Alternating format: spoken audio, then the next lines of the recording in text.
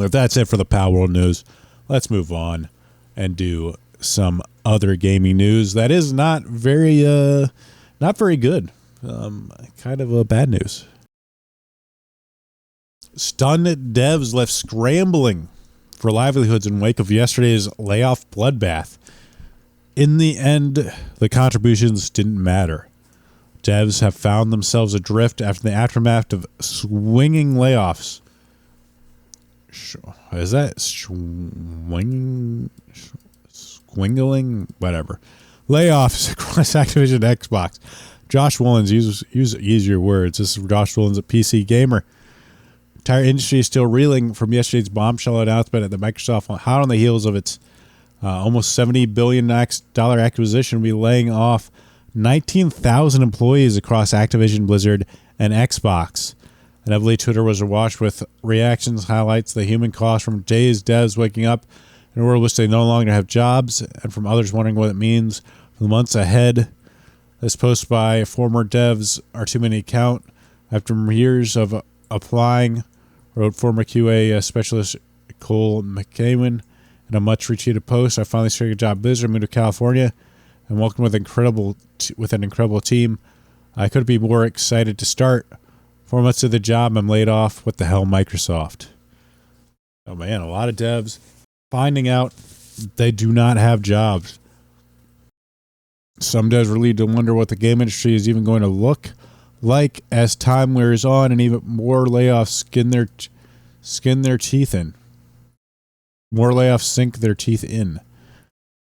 An Excel director of communications, Macau Whipple, wrote that he started his career at Blizzard tech support, entry-level job helping people get D2 and StarCraft running on their PC.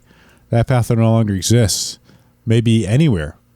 The sheer brutality and nonsensical nature of the layoffs was a hammer home yesterday about the concurrent headlines announced that Microsoft, which vies with Apple for first place among the most valuable companies on Earth, had really become the second company in human history to cross $3 trillion market cap. The notion that a company with this staggering scale has no alternative but to cut 1,900 people free from their livelihoods was more than a little hard to swallow, and the absurdity which highlighted a tweet by Blizzard senior designer George Murlo, who shared the last message sent in the company's Slack. Look, I'm just happy we were able to provide some value to the shareholders. Of course, Joshua Woolens has to put in like some anti-capitalist crap towards the end, but hey, that's how it works. I think a lot of people kind of expanded, with COVID. There's a big bump to online games, online stuff, and there was an acquisition too. So there might be some areas where there's overlap or redundance, and it sucks. It sucks, but it's not too surprising. There is a lot of this going on, and this is another bunch of game studios that laid off employees, and we're not even out of January. People Can Fly, Black Forest Games, Recon Games have all reportedly made deep staff cuts by Andy Kalk over at PC Gamer. Turtle email that more than 30 people worked in the studio. Project Deme, we're going to be let go. Awful year for people in the video game industry. Studio had reportedly laid off employees this week. A developer from Painkiller Polish from Outriders, where layoffs have happened. So this continues. Riot Games, Cyberpunk, Ruiner, they're cutting off 60 people. It's been brutal. We also have, Riot laying off 530 employees, and we'll close Riot Forge. We're not doing this to appease shareholders or to hit some quarterly earnings. And they're going on to say that has had a number of big bets since 2019 and expanded into a multi-game, multi-experience company. Now, however, there are too many things underway, and some of the bets aren't paying off as well as expected. Hiring freezes, cost control measures has not been enough, making layoffs a necessity for Riot. Though, luckily for Riot, when you look at this, their severance package, everything that was put out will get a 6-month minimum of severance pay plus bonus based on their 2023 annual budget, health benefits, additional pay for expenses previously covered by Riot's Play Fund and Wellness Fund, as well as access to job placement services for 6 months and support for those who hold visas as part of their employment, and a few other considerations. So at least the Riot guys get a few nice severance packages, but it also kind of mentions that their card game Runeterra wasn't doing as well as they hoped. Couple of changes. Yeah, the card game Runeterra, which hasn't met expectations. Live development team reduced. Ongoing focus will change to the Path of Champions PvE mode.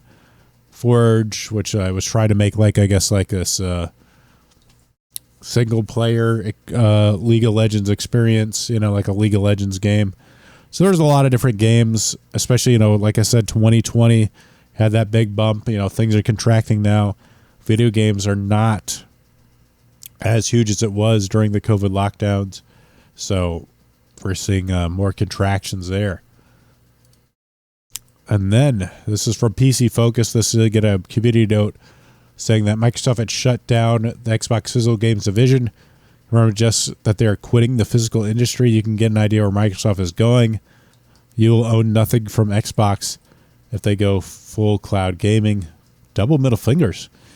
Just got a note that did not confirm they're quitting the physical game industries. That's an implication drawn by the tweet author that might not be accurate. As the second tweet the author post stated, but this is going from Jez Cord. Microsoft shut down the department dedicated to bring Xbox games to physical retail, which if you've seen the digital-only Xbox console leak, you can get an idea of where Microsoft is going here. Of course, it also says reducing retail teams does not confirm Microsoft is quitting retail for Xbox games yet. But interesting that they might be a physical-only software-only Xbox. An Xbox without a disc tray, which wouldn't be surprised to see that happen. I think Steam Deck is already, physical Steam Deck, and there was like a Steam console that I don't think was quite as popular as Steam Deck, but had its own. This has kind of been a thing, it's been coming down the line, but you haven't really seen a major one. A software-only, streaming-only console. But I would not be surprised if this is the direction that Xbox wants to go. Honestly, I would be surprised if it's not the direction all gaming wants to go. All game companies want to go right now. Of course, I don't see Switch doing that. If that is the big thing is like mobile gaming. You do need an internet connection for like a lot of like iPhone games, but for the Switch, for Steam Deck, you clearly need, if you're going to move around and play, you clearly want the ability to do that offline. And having, for Steam Deck they do it through just storage, I believe, but Switch having that, game disc, I could see them being like sort of the last holdout. More sort of Xbox news. If Microsoft takes Call of Duty down, right, Halo, it will be disastrous. Halo has contractors who work for the game that Microsoft outsources to work to, but these contractors only work for 18 months, take a while to get up to speed in projects, and the contracts end before they're able to complete work. Jason Schrader shared what's happening with Halo a few years back. As usual, one of Halo Infinite's biggest development problems was labor. A large chunk of the 343 workers were on contracts and couldn't stay longer than 18 months due to Microsoft restrictions. Full-time promotions were rare, so the studio was constantly losing talent and knowledge. The entirety of Microsoft has a long history of using and being sued for abusing contracts. And then Ben Gilbert.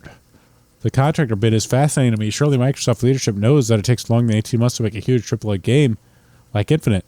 So why employ so many contractors? Is this a bureaucracy thing where Microsoft is huge and makes a lot of other things? The limit is because they want to avoid perma-temp situation that got them sued a while back, but they insist on still having X% of headcount be contractors because corporations. This is an actual real reason, but this could be one of the ideas that one of the issues happening with video games at the moment, especially with Microsoft, is that they just want to get contractors rather than full-time employees. Keep headcounts low, where they could just reduce and get rid of them easily rather than worry about downsizing later. Of course, they just downsized a bunch of people, but this is kind of interesting to see where they're going with this. Not in a good place, it seems. Not surprising that games would have problems when most of your workers only stay 18 months, gets recycled out every 18 months. I don't see how you make a game like that. It does seem pretty crazy, but hey, this is one we have, a corporate, business managers running your studio instead of actual artists and people with creative vision. Do I want to go over this? I'm not gonna bother. All right, guys, that is it. We're gonna end it here.